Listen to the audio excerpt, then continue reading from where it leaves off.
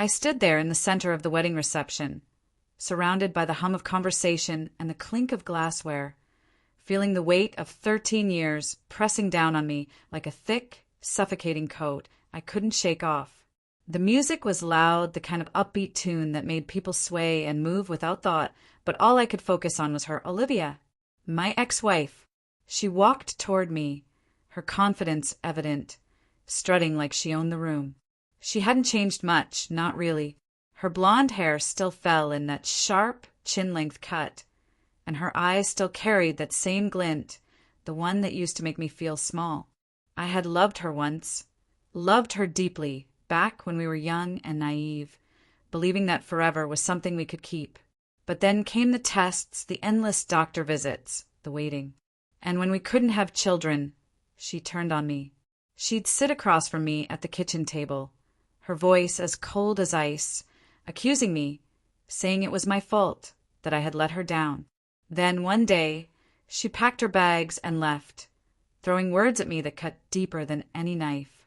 You're not a real man if you can't give me a family. That was it. 13 years ago, she walked out of my life. I hadn't seen her since until now. The wedding was for an old college friend, someone we both knew from back in the day. I'd come here expecting laughs and nostalgia, not this. She spotted me across the room and made a beeline toward me, her heels clicking on the hardwood like she was marching into battle. I braced myself, hands stuffed into my pockets, trying to appear calm despite my heart pounding in my chest. She stopped a few feet away, smirking, the same smirk I had once dreaded, the one that told me she thought she had already won. Well, well, she started, her voice dripping with that old condescension. Still single, I see. Figures. No one to tie you down. No responsibilities. She paused, flipping her hair as if she were the star of some movie. My life's different now. I've got Richard, successful, handsome, everything you weren't. And our son, Caleb, he's a genius, just like his dad. Top of his class.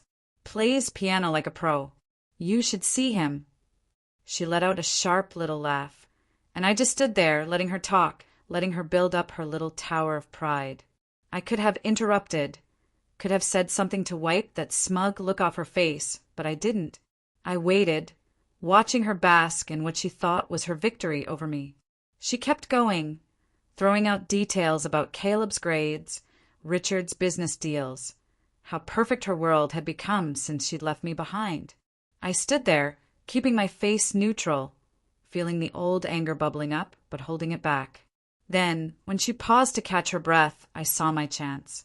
I turned slightly, just enough to glance over my shoulder, and raised a hand in a small gesture. Nice, I said, keeping my voice steady. Here's my son. The words landed like a thunderclap, simple but heavy. I watched her face change. Her smirk froze, then slowly melted away, like someone had flipped a switch. Her eyes darted past me, landing on Adrian, standing a few feet behind, chatting with some cousins near the dessert table. He's 12 now, I said, my voice calm. Tall for his age, with my hazel eyes and a grin that's all his own. Olivia's mouth opened, but no words came out. Her hands, the ones that had been waving around so confidently, started to shake, at first just a little, then more as she took Adrian in. I could see her mind racing, trying to process the reality in front of her. This wasn't part of her script, the one she'd spent years telling herself, and everyone else, that I was the failure, the broken one, the reason we'd never had a family. But here I was, standing tall, with a son she couldn't deny. Adrian, I called casually, and he looked up, flashing that easy smile of his before walking over to stand beside me. He stopped next to me, hands in his pockets, just like mine, and I put an arm around his shoulders. Olivia's eyes flicked between us. Her breath hitched, like she'd forgotten how to breathe. This was real. This is my boy, I said, looking right at her, letting her see every bit of pride I felt. Her face went pale, the color draining out of it like water from a cracked glass. The confidence that she'd worn like armor was gone. For the first time in all the years I'd known her, Olivia looked lost, like the ground had fallen out from under her perfect little world. I didn't say anything else. I didn't need to. The truth was standing right beside me, living, breathing proof that she'd been wrong all along.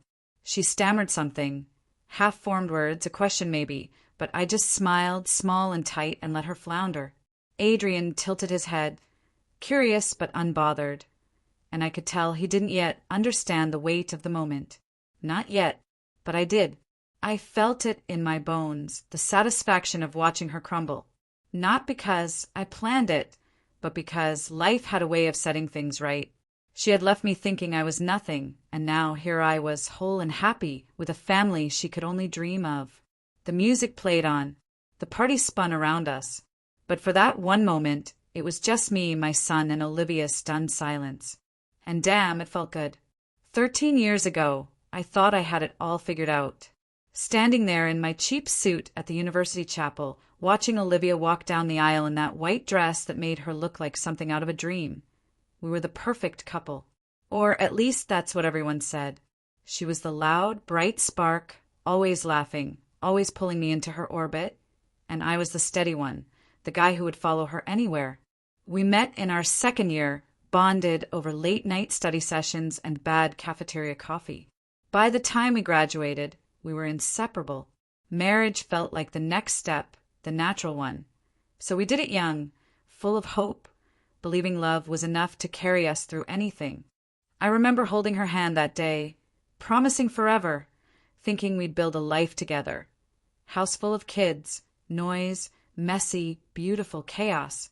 But life doesn't care about promises. And when the kids didn't come, everything started to fall apart. At first, it wasn't so bad. We'd been trying for a year or two, and when nothing happened, we shrugged it off. It'll happen when it happens, I'd say, kissing her forehead. She'd nod, smiling that tight smile that never quite reached her eyes. But then the months turned into years, and the doctors got involved, poking, prodding, running tests that drained us both. I'd sit in those sterile waiting rooms, holding her hand, telling her it would be okay, but the news was never good.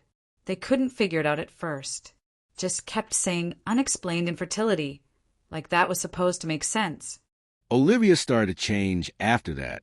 The smiles faded, replaced by a simmering frustration I didn't know how to fix. She'd snap at me over nothing. Burnt toast, a late night at work, little things that never used to matter. I'd try to talk to her, ask what was wrong, but she'd shake her head, saying, "You wouldn't understand." I didn't. Not then. Her family didn't help. Olivia's mom, Mrs. Hayes, was the worst. A tall, bony woman with a voice like a whip. She'd come over for dinner sometimes, sit there picking at her food, then start in on me. A real man gives his wife children, she'd say, looking at me like I was some kind of failure. Her lips would purse tight, and I'd grit my teeth, trying to laugh it off, but it stung. "You're wasting Olivia's time," she'd add, glancing at her daughter like they were in on some secret I wasn't part of. Olivia wouldn't defend me, not once. She'd just sit there, staring at her plate, letting her mom's words hang in the air. Her dad wasn't much better. Quieter, sure, but he'd nod along, muttering about how a family needs a legacy. It was suffocating, like I was drowning in their expectations, and no matter how hard I tried, I couldn't swim to the surface. But I kept pushing. I loved her. God, I loved her. And I thought if I just held on, we'd get through it. We tried everything, diets, pills, even some weird herbal tea that tasted like dirt. I'd drive us to appointments, sit through the awkward silences, tell her we'd figure out together. But the more we tried, the colder she got. The passive-aggressive dig started creeping in, little jabs that cut deeper each time. "Maybe it's you," she'd say one night, staring at me across the kitchen table, her voice flat. "Maybe you're the problem." I laughed it off at first, telling her we were a team, but she didn't laugh back. The blame settled in heavy and unshakable, and I started to wonder if she was right. The tests never said it was me, not for sure, but they didn't rule it out either, and that was enough for her to latch on to. Then came the day she broke me. I'd been working a long shift at the warehouse, pulling extra hours to pay for the treatments, and came home to find her sitting on the couch with her bags packed by the door. She didn't even look up at first, just stared at her hands, twisting the ring I'd given her years ago. "I've met someone else," she said, her voice so calm it didn't sound real. I stood there, dumbstruck. The air sucked out of me. What I managed to say, I don't remember, but she just kept going. "He can give me the life I deserve," she said, standing up, smoothing her skirt like she was preparing for a business meeting. "I can't keep waiting for you to fix this." "Fix this?" I wanted to yell. How am I supposed to fix something we don't even understand? But the words wouldn't come. She grabbed her bags, looked at me one last time, those eyes I used to drown in, now hard as stone, and walked out. Just like that, the divorce papers came a week later. Cold, official, ending us with a few signatures and a court date. I didn't even fight. She was gone, taking every dream I had with her, leaving me alone in that empty house we'd once filled with laughter. I sat there that night, staring at the walls, wondering how it had all gone so wrong. I didn't cry, not then, but I felt it, this ache that wouldn't let go. She blamed me. Her family had blamed me, and part of me began to believe it. 13 years ago, she walked away, and I thought that was the end of me. Turns out it was just the beginning. After Olivia left, I was a wreck. No point in pretending otherwise. I'd sit in that silent house, night after night, staring at the TV without actually watching, just trying to figure out where I'd gone wrong. The divorce had ripped me apart, left me feeling like a fraction of a man. Her words and her mom's echoing in my head. "You're the problem. A real man gives his wife children." I loved her so much, poured everything into us, and when she walked out, it felt like she took my whole world with her. But I couldn't just sit there forever, drowning in it. I had to move, had to do something. So I threw myself into work. The warehouse job wasn't glamorous. Lifting boxes, driving forklifts, long hours with sweat and sore muscles. But it kept me busy, kept my mind off the empty space she left behind. I'd come home exhausted, crash on the couch, and do it all over again the next day. It wasn't a life, not really, but it was survival. And that was enough for a while. Then Lucas showed up, my best friend from university, the guy who had stuck by me through all the crap with Olivia. He'd call me sometimes, check in, but I'd always brush him off. Didn't want to talk, didn't want to feel. One night, though, he wouldn't take no for an answer. "Get off your ass," he said, banging on my door like some lunatic. "We're going out. You can't hide forever." I grumbled, told him I wasn't in the mood. But Lucas is stubborn as hell. He just stood there, arms crossed, until I gave in. So I dragged myself off the couch, threw on a clean shirt, and followed him to a little bar downtown. It was all dim lights and sticky tables. I figured I'd have one beer, shut him up, and go home. Then I saw her, Sophia, sitting at the bar with a friend, laughing at something. Her dark hair catching the light just right.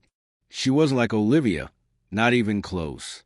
Where Olivia was loud and sharp, Sophia was warm, steady, the kind of person who made you feel like you mattered without even trying. I didn't talk to her that night. Too nervous, too rusty. But Lucas noticed me staring and shoved me toward her. A week later, when we ran into her again at the same place. "Hi," I said, feeling like an idiot, my hands sweaty in my pockets. She smiled, a soft, easy smile, and said, "Hi back." We talked about nothing at first. Just the weather, the beer, stupid stuff. But it felt good, natural. She was a teacher, loved books and kids, and had this way of pulling me out of my shell. I didn't tell her about Olivia. Not then. Just that I'd been through a rough patch. She didn't push, didn't pry. She just nodded like she understood, and that was that. We started seeing each other. Coffee dates, walks in the park, dinners at cheap little places where we'd split the bill. She never made me feel small. Never threw expectations at me like grenades. With Olivia, everything had been a test. Prove this, fix that, but Sophia just let me be me. 2 years in, I knew I wanted her forever. I proposed on a whim. No big plan. Just took her to our favorite spot by the river one evening. Got down on one knee with a ring I'd saved up for and asked. She laughed, tears in her eyes, and said yes. And it felt like something clicked back into place. Something I thought I'd lost for good. We got married in a small ceremony, just family and a few friends. Nothing fancy, but it was perfect. I remember looking at her that day, thinking I'd finally found my footing again. Then came the shock. Barely a year into our marriage, Sophia sat me down one night, her hands fidgeting, a nervous smile on her face. "I'm pregnant," she said. And I just stared at her, my brain stuck like a broken record. Pregnant? Me? After all those years with Olivia, all those tests, all that blame I'd half believed? "You sure?" I asked, my voice shaky. She nodded, pulling out the little stick with the plus sign, laughing as I grab her and hug her so tight I probably squeeze air out of her. 9 months later, Adrian came, red-faced, screaming, perfect. I held him in the hospital, this tiny bundle with my eyes, staring back at me, and it hit me like a truck. I wasn't infertile. Never had been. All those years, Olivia had pinned it on me, and I carried that weight. But here was proof, living, breathing proof, that it wasn't true. Adrian grew fast, stubborn, smart, always asking questions, always pushing boundaries. He'd build these crazy Lego towers, play tunes on this little keyboard we got him, and I'd watch him amazed at how much of me I saw in him. My eyes, my grin, even my temper sometimes. Sophia would tease me, saying he got all the good stuff from me, and I'd laugh, feeling lighter than I had in years. It wasn't just about having a kid. It was realizing I didn't need Olivia's approval. Didn't need her to tell me who I was. I'd built something real, something better, without her, standing in our messy living room, Adrian tugging at my leg, Sophia humming in the kitchen. I knew I had everything she'd said I couldn't have, and that was enough. More than enough for me. Life had a way of moving on, and after Adrian came along, I stopped looking back. Olivia was just a shadow, a memory I tucked away in some dusty corner of my mind. I had Sophia, I had my boy, and work was steady enough to keep us comfortable. We'd settled into this little house with a backyard where Adrian could run wild, and I'd spend my evenings fixing up old furniture or tossing a ball with him until the sun went down. It wasn't perfect. Money was tight sometimes, and I'd still get those late-night doubts about whether I was doing right by them. But it was mine, and I'd fought hard to build it. Olivia didn't cross my mind much anymore. She'd left, made her choice, and I'd made my peace with that. But life's got this funny way of throwing curveballs when you least expect them, and I guess I should have known she'd pop up again someday. I'd hear bits and pieces about her through the grapevine, old friends from university, mutual acquaintances who'd drop her name in passing. She'd married some guy named Richard, a big-shot businessman with a fancy car and a fancier house. They had a son, Caleb, and from what I heard, Olivia had turned into one of those moms who live for the spotlight. She'd brag about her perfect little family at every chance, posting pictures online of Caleb's awards, Richard's latest deals, their vacations to places I couldn't even pronounce. I didn't follow her, didn't care to, but people talk, and word got back to me. "She's got it all now," they'd say, shaking their heads like I was some sad story she'd escaped. I'd just shrug. Let her have her shiny life. I had my own, and it was real, not some polished picture for strangers to gawk at. But there were whispers, too. Quieter ones, the kind that slipped out over beers when tongues got loose. Richard worked long hours, they said, and Olivia wasn't as happy as she pretended. Caleb was smart, sure, but maybe a little too pushy. Too much like her, always needing to be the best. I'd listen. I nodded and shifted the topic. It didn't matter to me if her world was cracking beneath the surface. She wasn't my problem anymore. I had moved on, built something strong with Sophia and Adrian, and that was all I needed. Still, I couldn't help wondering now and then, did she ever think about me? Did she ever wonder if she'd made the right choice? Probably not. Olivia wasn't the type to second-guess herself. Then came the wedding. Our old friend Mark tying the knot with his high school sweetheart. A huge celebration, full of familiar faces from back in the day. I went alone. Sophia had a late shift at the school, and Adrian was off at a sleepover. I figured I'd drop by, grab a drink, and catch up with the guys. The place was loud and crowded, the kind of night where you could easily lose yourself in the noise, until I saw her. Olivia, standing there in a sleek black dress, holding a glass of wine like it was an accessory, chatting with some woman I didn't recognize. My stomach twisted for a second, but I shook it off. I wasn't that guy anymore, the one she had broken. I grabbed a beer, found a spot by the bar, and tried to focus on the conversations around me. It didn't work. She saw me, and before I could make an escape, she was walking toward me, that old smirk already on her face. "Well, look who's here," she said, stopping just close enough to make it uncomfortable. Her voice hadn't changed, sharp, like she was always one step ahead of everyone. "Still hanging around the old crowd, huh? Guess some things never change." I took a sip of my beer and kept my face neutral, letting her ramble. She was in her element. Of course. She always loved an audience. "Me? Life's been great," she continued. "Richard's killing it. Just closed a multi-million-dollar deal. Caleb? Oh, you should see him. Top 1% of his class. Genius-level stuff. He plays the piano like he was born for it. So lucky to have a husband who gave me the perfect kid." She tilted her head, waiting for me to bite, to give her something to twist. But I didn't. I just stood there, letting her build her little castle of words, letting her think she'd won whatever game she was playing. I could have walked away. I could have let it slide. But something in me, maybe the old hurt or maybe just a chance to finally shut her up, kept me there. She kept going, listing off Caleb's latest awards, Richard's new boat, how she had upgraded from me. I nodded, sipped my beer, and waited for the right moment. And when it came, I didn't hesitate.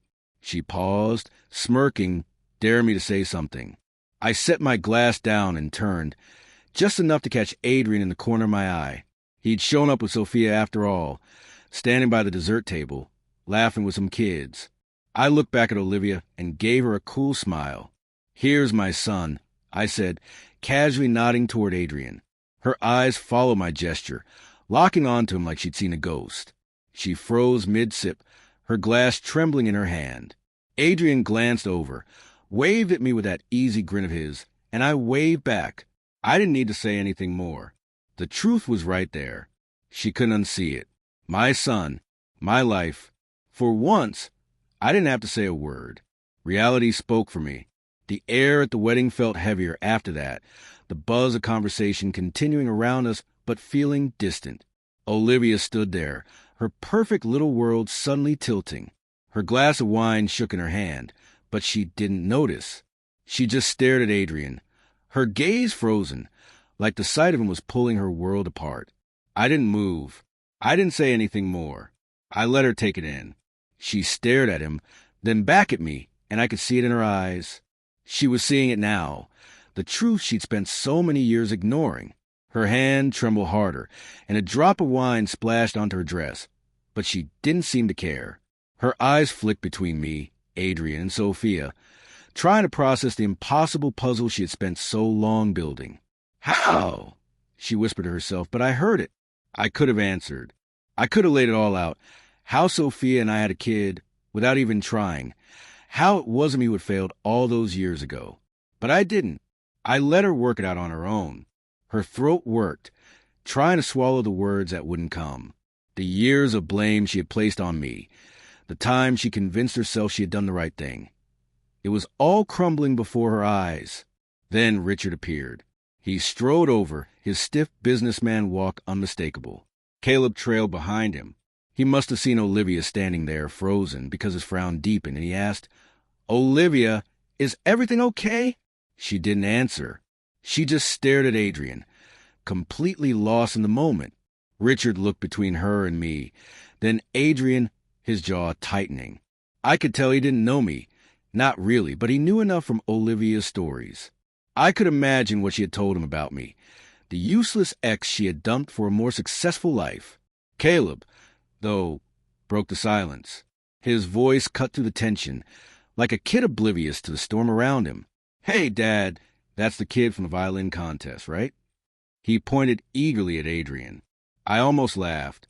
Richard's frown deepened, but Olivia flinched like she'd been slapped. I chuckled low and quiet. not even trying to hide the amusement. "Oh, this is good," I muttered under my breath. "Adrian won some big violin contest last month.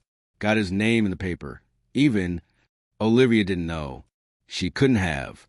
Her mouth tightened, her face contorting as if she had bitten something sour. Richard stepped forward, his hand on Caleb's shoulder now, protective. "Come on, let's go," he said, his voice clipped. But Olivia didn't move. She couldn't. She was stuck, staring at my son, still reeling from the bomb I had just dropped. Caleb, oblivious to the tension, tugged at his father's sleeve again. "Dad, that's the boy from the contest, right?" I couldn't hold back the chuckle that escaped. Olivia's face twisted, her eyes narrowing at me. "What's so funny?" she snapped, her voice sharp, trying to reclaim some of that old control. I shrugged, keeping it casual. "Just funny," I said, nodding toward Adrian. "You didn't know, did you?" She didn't respond.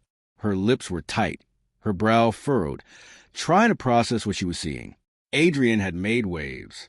Won an international violin competition, one of those big ones where they put your picture in the paper.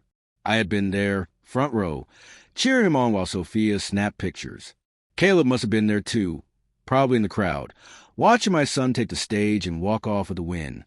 Olivia, the woman who had spent years bragging about her genius son, had no idea her own son had been outshone by mine. The irony hung thick in the air, and I let it. Richard shifted, his hand still on Caleb's shoulder, but now his eyes were on Olivia, hard and questioning. "What's he talking about?" he asked, his voice low, like he didn't want everyone overhearing. Olivia didn't answer. She kept staring at me, at Adrian, at Sophia, like she couldn't make sense of any of it. Her breath came faster now, her eyes wide, and I could practically hear her mind racing, trying to figure out how this all fit into her carefully constructed story. But it didn't fit. Not anymore. I just nodded, not needing to say more. She could figure out on her own. You could almost see the way her mind was racing, trying to stitch together some story that would save her pride. But there wasn't one. "He's good, huh?"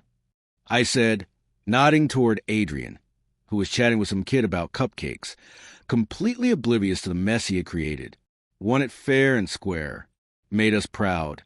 I added, keeping my tone light, but the weight of it hit harder than I expected. Olivia had built Caleb up as the best, the brightest. Now here was my boy, shining just as brightly. Maybe even brighter. Olivia flinched just slightly, but I caught it. Her fingers tightened around her glass, her knuckles white. Finally, she turned to Richard, her voice strained. "It's nothing," she said, but even I could tell it was a lie. Richard didn't buy it. His jaw tightened as he looked at me again, sizing me up like I was some kind of threat he hadn't seen coming. "Caleb played better than me, Dad," Adrian piped up, all eager, his voice cutting through the tension. "I told you about him." Richard shushed him sharply, but the damage was already done. Olivia's perfect son, the one she paraded around as proof of her perfect life, was standing there, admitting my kid had beaten him at something she'd staked her entire identity on. I almost felt bad. Almost.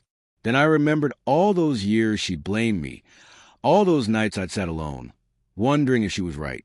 And just like that, the pity evaporated. She turned back to me, her voice barely steady. "So you weren't infertile?" The question hung in the air, raw and desperate, like she needed me to say it out loud. I met her eyes, held them for a beat, then shook my head slowly. "No," I said, keeping it simple, letting the truth sink in. The words hit her like a slap. She blinked hard and stumbled back, her heel catching on the floor just enough to throw her off balance. Richard grabbed her arm, studying her, but his face was dark now, suspicion creeping in. I didn't need to say any more. She'd figure out on her own.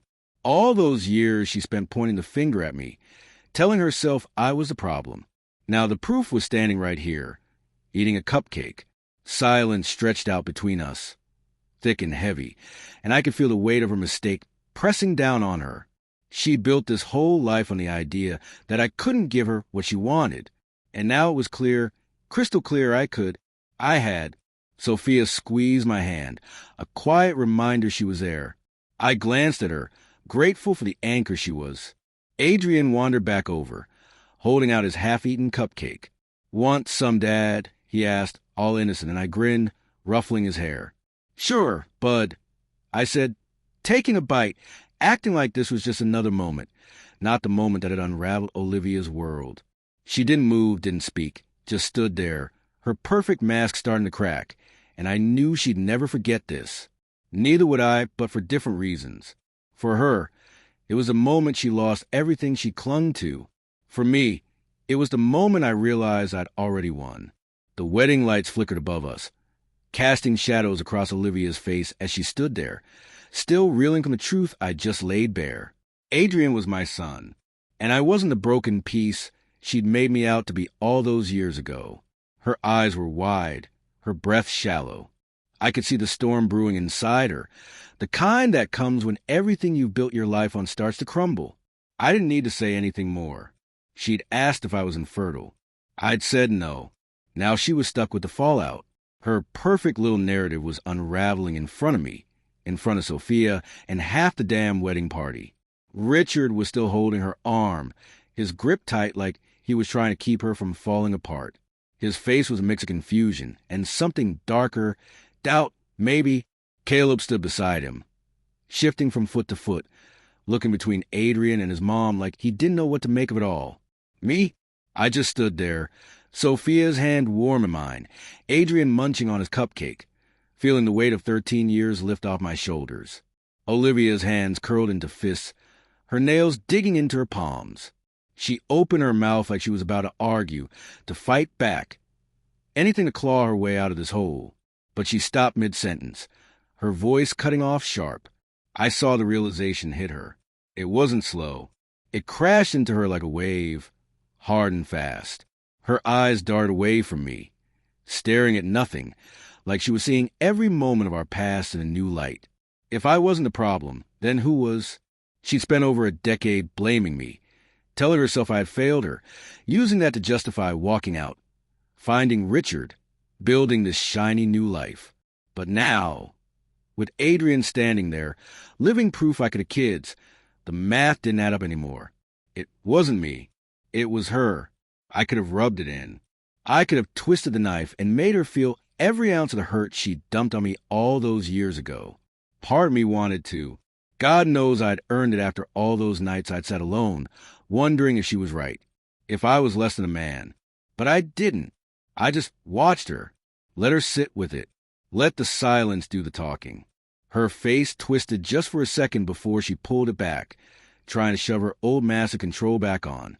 Too late, though. The cracks were already showing, and everyone could see them. Richard's frown deepened. He stepped closer to her, his voice low but sharp. "Wait, Olivia. Were we ever tested?" he asked, his words more of an accusation than question. I saw her flinch, her shoulders hunching, just enough to give her away. She didn't answer him immediately. Her eyes flicked to him, then back to me, then down to the floor, like she was looking for a way out that wasn't there. "We didn't need to," she stammered, her voice thin and fragile. Nothing like the confident snap she did earlier when she'd been bragging about Caleb. Richard's jaw tightened. He wasn't buying it. Didn't need to. He repeated it, louder now, drawing a couple of glances from people nearby. You told me it was him." He jerked his head toward me. "He's the reason you couldn't have kids. You said it was him." His tone was harsh, edged with something raw. I realized then he was piecing it all together, too. All those years, she'd fed him the same story she'd fed herself. And he believed it, until now. I didn't stick around to watch the rest of their unraveling. I'd seen enough. Olivia's pale face, Richard's growing anger, Caleb's confused little frown as he tugged at his dad's sleeve. It wasn't my mess to clean up. "Come on," I said to Sophia, squeezing her hand. She nodded, her eyes soft but steady, like she knew exactly what this moment meant to me. Adrian looked up at me, crumbs on his shirt, grinning. "Can I get another cupcake?" he asked. I laughed, the sound cutting through the tension like a knife. "Sure, bud," I said, ruffling his hair. "Let's go."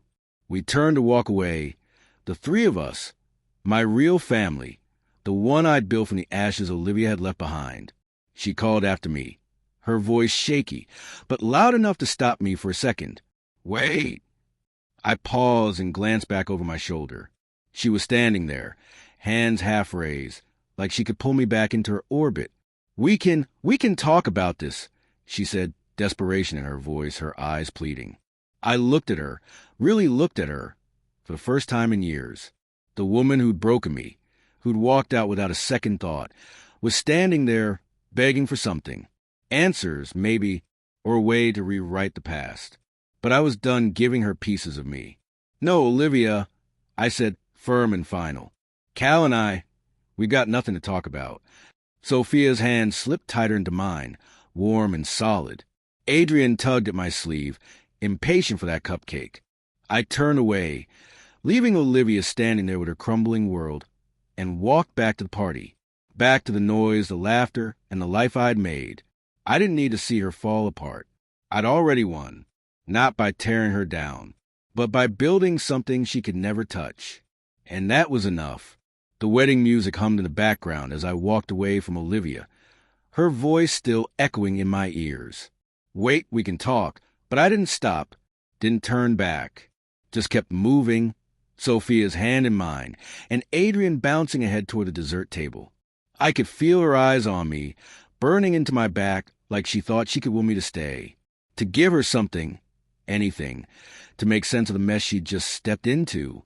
But I was done. 13 years ago, she'd walked out on me without a second thought, left me broken, blaming myself. And now here I was, whole again, with a family she never thought I could have. She didn't get to pull me back into her world. Not after all this time. I'd given her enough back then, my heart, my hope, every piece of me, and she'd thrown it away. This moment, this was mine, not hers. Sophia squeezed my hand, and I walked away. The fingers of Sophia were warm and steady as she gently grasped my hand, and I glanced at her, catching the quiet smile she always had when she knew I needed it the most. You okay? She asked softly, her voice barely audible above the noise of the party, but just loud enough for me to hear. I nodded. Letting out a breath I didn't realize I'd been holding. Yeah, I said, feeling a weight lift from my chest, though the situation wasn't over yet. Not by a long shot. Seeing Olivia unravel, watching her perfect little life crack open right in front of me, it didn't feel like revenge. Not exactly. But it felt right. Like the universe had finally balanced the scales, and I was here to witness it. Adrian darted ahead, grabbing another cupcake from the snack table, and I laughed, the sound cutting through the heavy tension of the moment. Slow down, buddy, I called, and he grinned back at me, frosting already smeared across his chin. That was my life now, messy, loud, real, and I wouldn't trade it for anything. I could still hear Olivia's voice rising in the distance, sharp and flustered, trying to patch up the hole I had just blown through her carefully crafted story. Richard, it's not what you think, she called after me, desperation creeping into her words. But I didn't look back. Didn't need to. The low, clipped response from Richard told me all I needed to know. What is it, Olivia? Explain it, he said, his voice tense. I kept walking, letting their voices fade into the noise of the party. But I couldn't help picturing her face, pale, pinched, scrambling for words. She'd grab my arm if I turned to look at her, her fingers digging in like she could hold me there, force me to fix it all for her. Wait, she'd said, eyes wide and desperate, as if she could pull me back into her tangled web. I looked at her then, really looked, and I saw the woman who had once torn me apart, now begging for a lifeline. No, I told her firmly, pulling my arm free. We have nothing to talk about.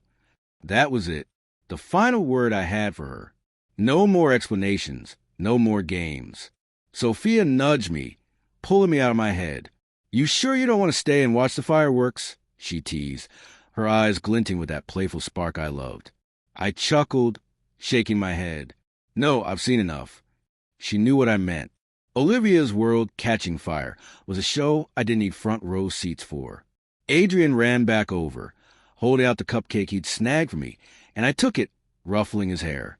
Thanks, kid, I said, taking a bite, the sweetness of it hitting me just right. He grinned, proud of himself, and I caught his eye. Those hazel eyes, so much like mine, full of life and mischief. We'd won, me and him and Sophia, long before this night had even started. This moment was just the proof. I could feel the crowd shifting around us. The whispers starting to spread, people who'd caught bits of the drama, piecing it together over their drinks. Olivia had always cared too much about what people thought, always needed to be the one everyone envied. Now they were talking about her, but for all the wrong reasons. And I knew that hit her harder than anything I could have said. But I didn't care.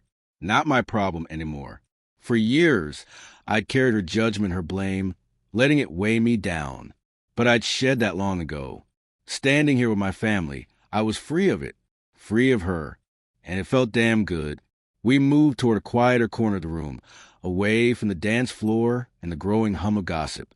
Adrian plopped down on a chair, kicking his legs and eyeing the next dessert, while Sophia leaned into me, her head resting on my shoulder. She didn't see that coming, she murmured. I snorted, wrapping my arm around her. Nope. Guess she thought I'd just fade away after she left. Sophia tilted her head up, her eyes warm as she spoke. Her loss, she said, simple and sure. And I kissed her forehead, feeling the truth of it settle deep in my bones. Olivia had walked out thinking she'd traded up, but I had ended up with everything she'd told me I'd never have. A wife who loved me, a son who made me proud, a life that was mine. Across the room, I could hear Caleb's voice, small, hesitant, cutting to the murmur of voices. "Mom, what's going on?" he asked. I didn't catch her answer, just a low, strained mumble that didn't sound like the Olivia I used to know. Richard's voice followed, sharp now, and I figured their night was about to get a lot longer. I didn't turn to look. Didn't need to. I'd already given her the final blow, not with anger or spite, but with the simple, undeniable fact of my happiness. She could wrestle with that however she wanted. I was done playing her game. I took another bite of the cupcake, handed the rest to Adrian, and pulled Sophia closer. The music picked up, the party rolled on, and I let it all wash over me, knowing I closed that chapter for good. The wedding lights dimmed a little as the night wore on. The dance floor filled up with swaying couples and tipsy laughter, but I was ready to leave Olivia and her mess behind for good. I'd said my piece, walked away with Sophia's hand in mine, Adrian trailing ahead with his cupcake-stained shirt, and I felt lighter than I had in years. Her voice, the desperate weight of it, still lingered in my head, but I didn't let it pull me back. I'd given her nothing. No explanations, no arguments, just the sight of my family and the truth she couldn't dodge. Now we were over. By the edge of the room, near the big windows, I could feel the party shifting around us, the air buzzing with whispers that weren't my problem anymore. Sophia leaned against me, her shoulder warm against mine, and Adrian plopped down on a chair nearby, swinging his legs like he didn't have a care in the world. "Can we go home soon, Dad?" he asked, his voice muffled around a mouthful of frosting. I grinned, nodding. "Yeah, Bud. Soon." I ruffled his hair and turned my gaze back to the party. He didn't know it, didn't need to, but it just turned Olivia's world upside down, without even trying. All those years she'd spent telling herself I was a failure, the one who couldn't give her what she wanted, and here was my boy, living proof she had been wrong. I didn't need her to say it out loud. Her face back there, pale, stunned, lost, had said it all, and now I was done, ready to walk out of this place, and leave her to deal with the pieces of her shattered image. I didn't turn around and look at her again, didn't need to see her scrambling for words or Richard trying to keep up the perfect image she was so desperate to protect.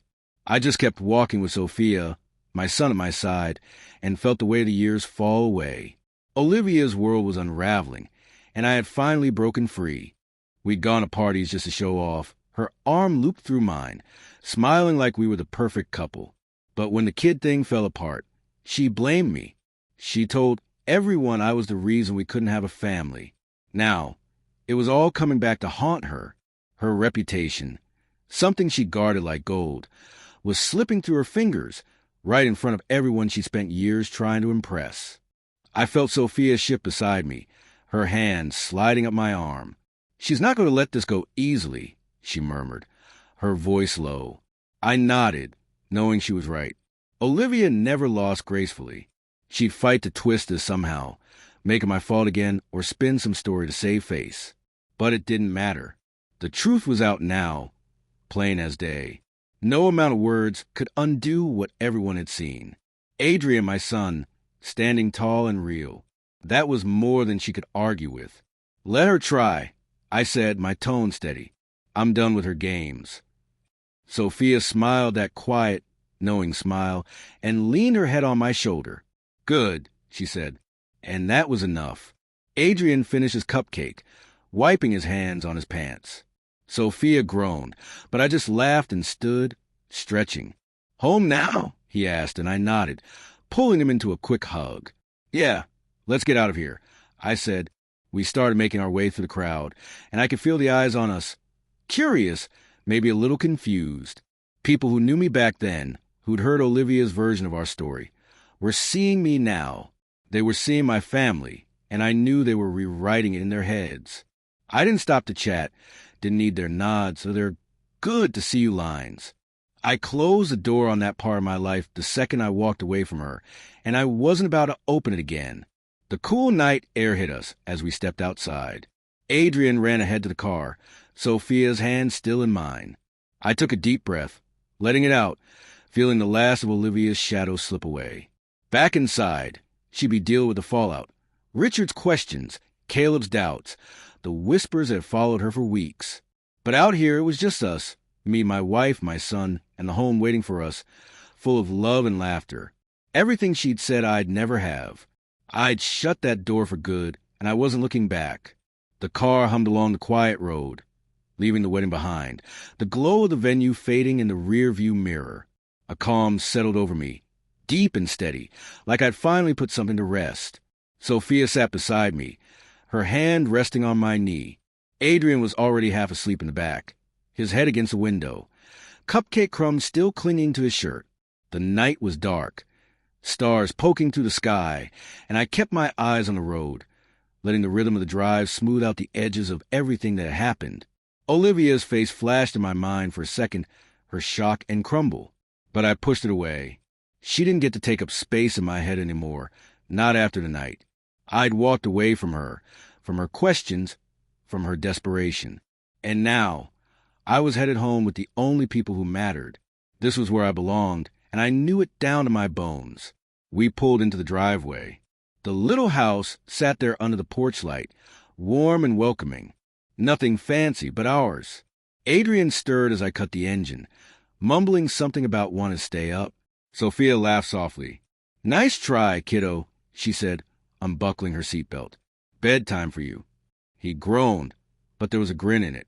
I climbed out, stretching my legs, feeling the cool night air against my skin. Inside, the place smelled like us, like the dinner we cooked last night. The faint hint of Sophia's lavender soap, the clutter of Adrian's toys scattered across the living room. I flicked on the lights, kicked off my shoes, and watched as Adrian shuffled toward the kitchen, still chasing one last snack. No way. I called after him, chuckling. You've had enough sugar to last a week. Sophia tossed her purse on the counter and started filling a glass with water. Her movements were smooth and familiar. He's going to crash hard, she said, glancing at me with that teasing smile I loved. You might have to carry him upstairs. I nodded, leaning against the doorway, watching her move around the kitchen like it was the most natural thing in the world. This was our life. Simple, messy, full. And it hit me how far I'd come from those dark days after Olivia left. Back then, I thought I'd never have this, never have a family, a home that felt alive. She convinced me I couldn't. She'd walked out, leaving me to pick up the pieces. But here I was, surrounded by everything she said I'd never deserve. And it felt better than any revenge I could have dreamed up.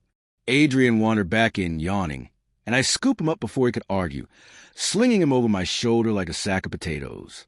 Dad, he protested, laughing, kicking his legs half-heartedly.